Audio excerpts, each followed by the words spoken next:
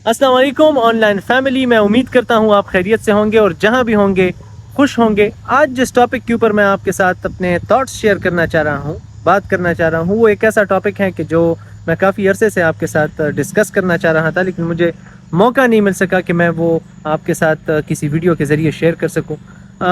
अगर हम ये कहें कि we are living in an era of financial gurus, Amazon gurus, या फिर we are living in an era of Shahid Anwars, Azad चायवालाज,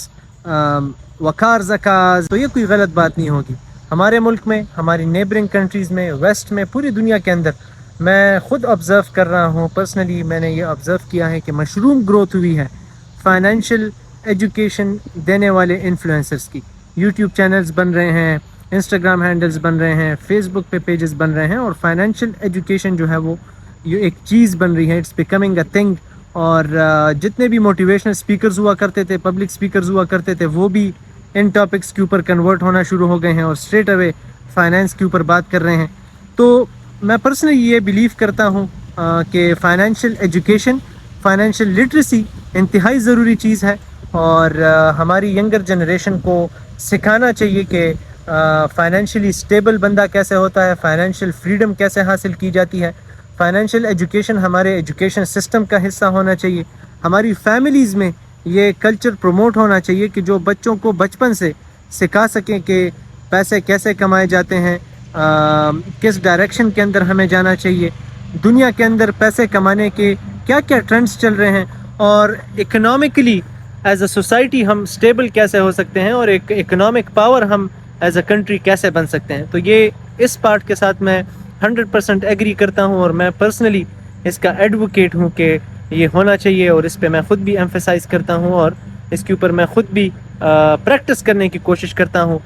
मैं अपनी भी फाइनेंशियल लिटरेसी में इजाफ़ा करने के लिए, फ़ाइनेंशियल एजुकेशन में इजाफ़ा करने के लिए बुक्स पढ़ता हूँ, मुख्तलिफ़ आर्टिकल्स पढ़ता हूँ, मुख्तलिफ़ इस तरह के लेजिटिमेट पॉडकास्ट सुनता हूँ, कंटेंट क्रिएटर्स को फॉलो करता हूँ। जिस चीज़ के साथ मैं पर्सनली डिसएग्री करता हूँ, इख्तिलाफ़ रखता हूँ, वो चीज़ ये है कि हम कहीं ना कहीं कंटेंट क्रिएशन की रेस में, लाइक्स, कमेंट्स, एंगेजमेंट की रेस में, सोशल मीडिया की रेस में फाइनेंशियल सक्सेस को कंफ्यूज कर रहे हैं सक्सेस ऑफ लाइफ के साथ। डेफिनेशन ऑफ सक्सेस जो होती है ज़िंदगी की, उसे हम गलत समझने लग गए हैं, और एक बहुत बड़ी तादाद हमारी सोसाइटी के अंदर ये समझना शुरू हो गई है कि शायद कामयाबी की डेफिनेशन ही यही है कि आप ज़्यादा से ज़्यादा पैसे बनाएं, ज़्यादा से ज़्यादा माल कमाएं, तो यही वाहिद पैमाना है एक कामयाब इंसान का, एक कामयाब ज़िंदगी का। लेकिन जब हम इस्लाम स्टडी करते हैं, दुनिया के अंदर घूमते हैं फिरते हैं, एक्सपोजर हासिल करते हैं, बायोग्राफीज़ पढ़ते हैं, इंसानी ज़िंदगियों के ऊपर बनी हुई डॉक्यूमेंट्रीज़ देखते हैं, लोगों के साथ इंटरेक्ट करते हैं, तो हमें ये मालूम होता है कि फ़ाइनेंशियल सक्सेस जो है वो इंसान की ज़िंदगी की कामयाबी का एक जुज़ ज़रूर हो सकता है, लेकिन कुल कभी नहीं हो सकता। दुनिया के अंदर काफ़ी सारे ऐसे लोग गुज़रे हैं कि जो अपने वक्त के अमीर तरीन लोग थे, जो उस वक्त के बड़े पावरफुल लोग थे, लेकिन बाद में तारीख़ ने यह साबित किया, वक्त ने यह साबित किया कि वो दुनिया के नाकाम तरीन लोगों में से थे,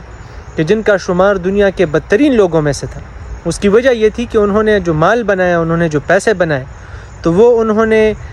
लोगों के साथ जुल्म करके, लोगों के साथ बर्बरियत करके, लोगों का हक मार के उन्होंने अपना पैसा बनाया।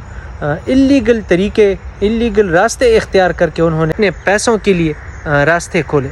तो समझने वाली बात यह है कि फ़ाइनेंशियल सक्सेस कभी भी ये बात डिफ़ाइन नहीं कर सकती कि एक इंसान कामयाब है या नाकाम। तो अब आप ये पूछेंगे कि वो कौन सा ऐसा पैमाना है कि जिसकी बेसिस पे हम ये बता सकें कि एक इंसान कामयाब है या नाकाम। तो हकीकत यह है कि इंसान की कामयाबी और नाकामी को डिफ़ाइन करने के लिए बहुत सारे पैमाने होते हैं, और उनमें से दो पैमाने मैं आज आपके साथ डिस्कस करूंगा जो मेरे ख़्याल में बड़े इम्पॉर्टेंट हैं एक इंसान की कामयाबी और नाकामी को डिफ़ाइन करने के लिए। उनमें से एक पैमाना ईमानदारी है।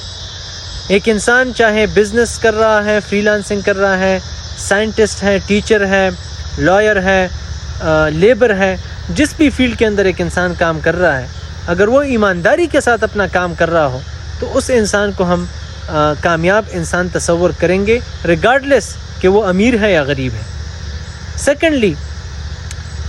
मेहनत और हार्ड वर्क। लेट्स सपोज एक इंसान अपनी डेमोग्राफिक्स, अपनी समझ बूझ, اپنی اویلیبل ریسورسز کے مطابق، اپنی لائکس اور ڈس لائکس اور اپنی انٹرسٹ کے مطابق ایک گول سیٹ کرتا ہے اپنی زندگی میں، اور اس گول کے لیے دن رات محنت کرتا ہے، استقامت کے ساتھ محنت کرتا ہے، اپنا خون پسینہ ایک کر کے محنت کرتا ہے، اور تمام تر جتنے بھی پاسبل راستے ہوتے ہیں ان کو اپناتا ہے اس گول کو اچیو کرنے کے لیے، لیکن پھر بھی وہ اپنے گول کو اچیو نہیں کر پاتا، ہم اس انسان کو ناکام کنسیڈر نہیں کریں گے، ہم اس انسان کو کامیاب کنسیڈر کریں گے. کیونکہ انسان کی زندگی میں کچھ فیکٹرز ایسے ہوتے ہیں کہ جو انسان کے اپنے اختیار میں ہوتے ہیں، کہ جو انسان کی اپنے کنٹرول میں ہوتے ہیں، اور کچھ فیکٹرز ایسے ہوتے ہیں کہ جو ایکسٹرنل فیکٹرز کہلاتے ہیں. مثال کے طور پہ کلائمیٹ چینج ہے، پولیٹیکل سٹیبلٹی ہے، اکنامک سٹیبلٹی ہے، امن امان کی صورتحال ہے،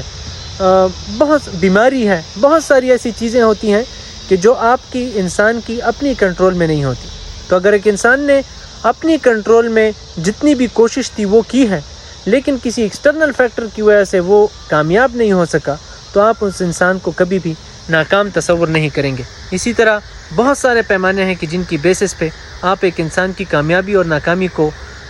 ڈیفائن کر سکتے ہیں، لیکن financial success is not the only definition